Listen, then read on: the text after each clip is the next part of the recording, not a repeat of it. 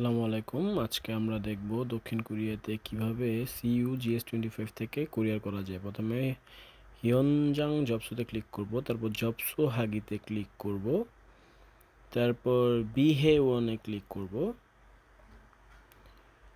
এরপরে ঘুংনে থেকবেতে ক্লিক করব। এরপরে আপনার প্রোডাক্টটা উপরে উঠাইতে হবে মাপার জন্য যে কতটুকু হয়েছে। আমারটা 720 গ্রাম হয়েছে। থাওমে ক্লিক করব।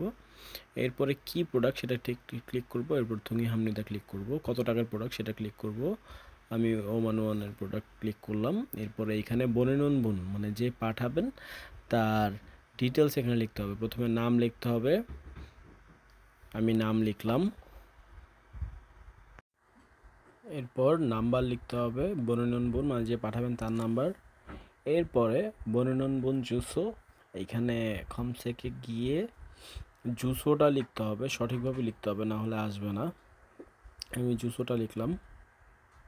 জুসো লেখার পর খমসেকে ক্লিক করতে হবে। এরপরে একটাই আসবে সেটাতে ক্লিক করে ফেলতে হবে। এরপর সাংসে জুসোতে ক্লিক করতে হবে, মানে বিস্তারিত অ্যাড্রেসে ক্লিক করে জাস্ট শেষের বাড়ির নাম রুম নাম্বার লিখে দিলেই হবে। তাই আমি বাড়ির নাম এবং আমার রুম নাম্বার লিখে দিলাম। লেখার পর থাওমে ক্লিক করলাম। এরপরে ফান্ননবন মানে যে যার কাছে কুরিয়ারটা পাঠানো হবে, যে ব্যক্তি গ্রহণ করবেন তার নাম লিখতে হবে, নাম্বার লিখতে হবে এবং জুসো লিখতে হবে, মানে ঠিকানা লিখতে হবে। এই জন্য আমি তার নাম, নিচে নাম্বার এবং জুসোর জায়গায় তার অ্যাড্রেস লিখলাম। এরপর এখান থেকে সাংসো জুসো থেকে তার কোম্পানির নামটা লিখে দিলাম। এরপর থাওমে ক্লিক করলাম।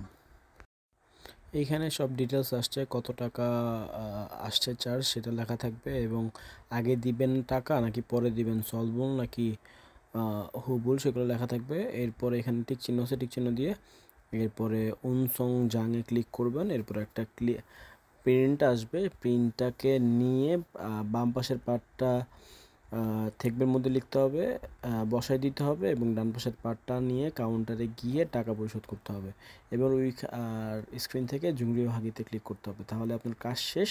তারপর বক্সটা এখানে রেখে দিতে হবে এবং কাউন্টারে টাকা পরিশোধ করতে হবে।